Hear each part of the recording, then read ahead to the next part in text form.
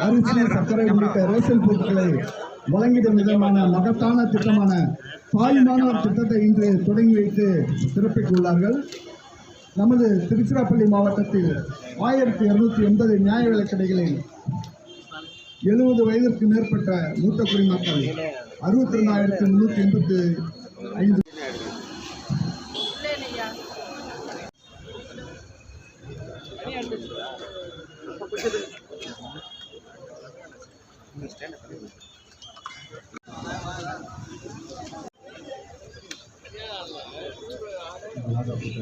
44 அட்டைகள் இந்த திட்டத்தில் பயன்பெற உள்ளது.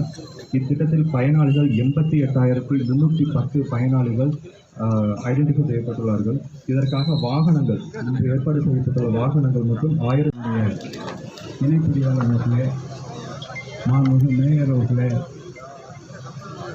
வழக்கறிஞர் மாவட்ட செயலாளர் அவர்களே, வருகையில் இருக்கின்ற மாநகரமன்ற உறுப்பினர்களே, பகுதியைச் சேர்ந்த பெரியோர்களே, தாய்மார்களே, அரசு அலுவலர்களே, ஊடகத்துறை நண்பர்களே, அனைவருக்கும் வணக்கம்.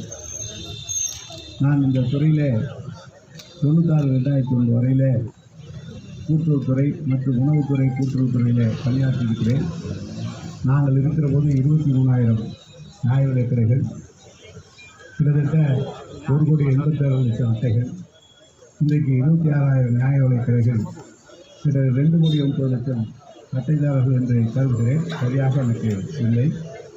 ஆனால் 26,000 நியாய விலைக் கடைகள் இருக்கிறது.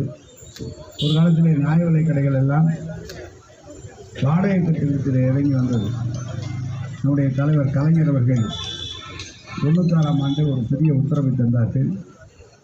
உள்ளாட்சித்துறை மூலம் நியாய விலைக் கடைகளை கட்டித்தாருங்கள் என்று சொல்லியும் சட்டமன்ற நாடாளுமன்ற உறுப்பினர்களுடைய நிதியிலிருந்து கட்டலாம், அதே போல் மேயர் போல இருக்கிறவர்களுடைய நிதியிலிருந்தும் கட்டலாம் என்று உத்தரவு போட்டார்.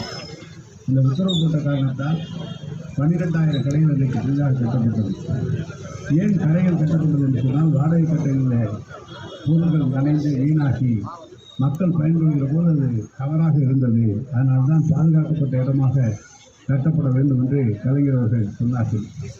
அவருடைய காலத்தில்தான் ₹1 என்ற அளவில் பொருள்கள் அரிசியினுடைய விலை குறைக்கப்பட்டது. அப்புறம் விலையில்லா பொருளாக அது மாற்றப்பட்டது. அதற்கு பிறகு அவருடைய காலத்தில் தான் பருப்பு போன்ற வகையெல்லாம் கொண்டு வந்துப்பட்டது. அவருடைய காலத்தில் தான் உங்களுக்கு அனைத்து பொருளும் வழங்குகிற திட்டமும் கலைஞருடைய காலத்தில் தான் வந்தது.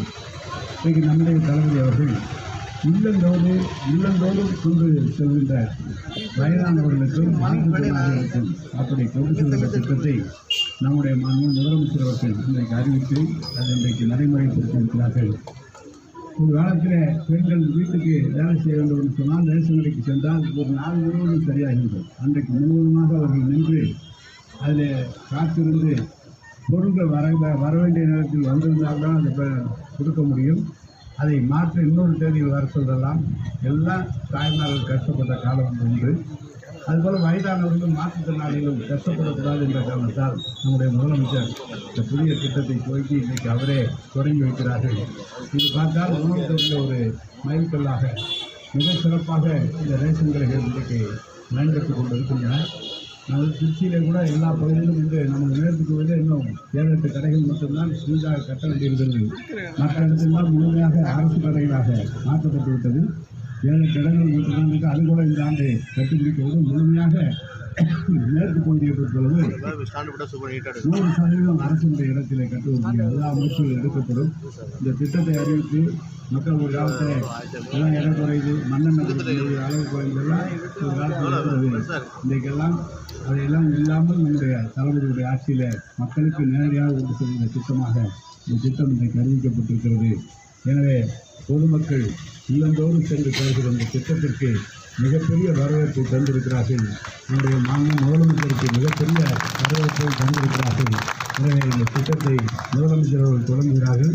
அதைத் தொடர்ந்து நாமும் இந்த திட்டத்தை தமிழ்நாடு முழுவதும் காட்டு முதலமைச்சர் தொடங்கி முடித்தவுடன் அடுத்த நிமிடத்திலிருந்து இந்த விநியோகிக்கிற பணி தொடங்கும் என்று சொல்லி வருகையில் இருக்கின்ற அத்தனை பேருக்கும் வணக்கத்தை தெரிவித்து விடைபெறுகிறேன். வணக்கம், நன்றி.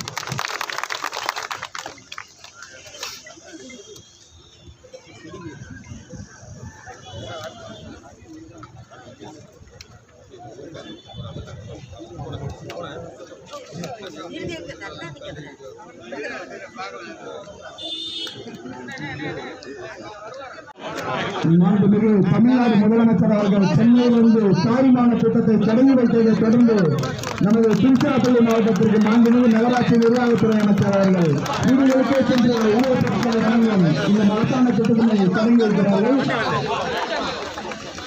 தற்போது இந்த வாகனம் வயது முதிர்ந்தோர் மற்றும் மாற்றுத்திறனாளி அவர்கள் இல்லங்களுக்கே சென்று அவர்களுக்கான ரேஷன் பொருட்களை வழங்குகிறது.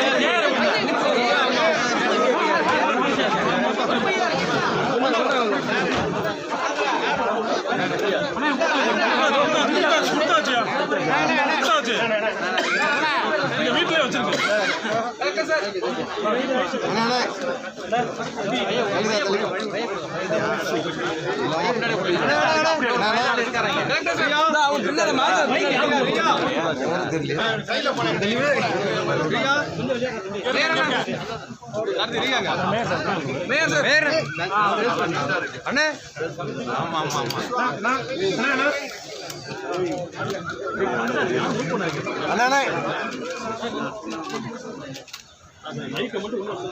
அவங்க தம்பி இருக்காரு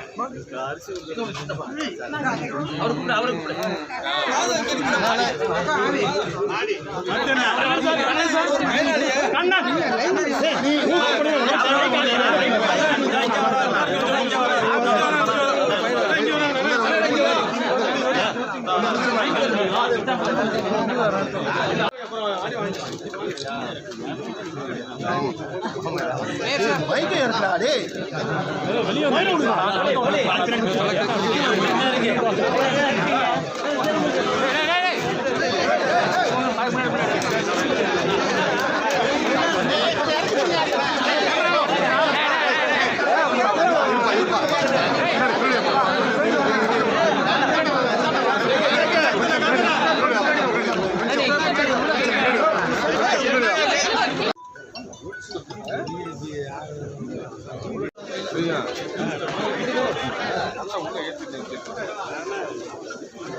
ஏற்றி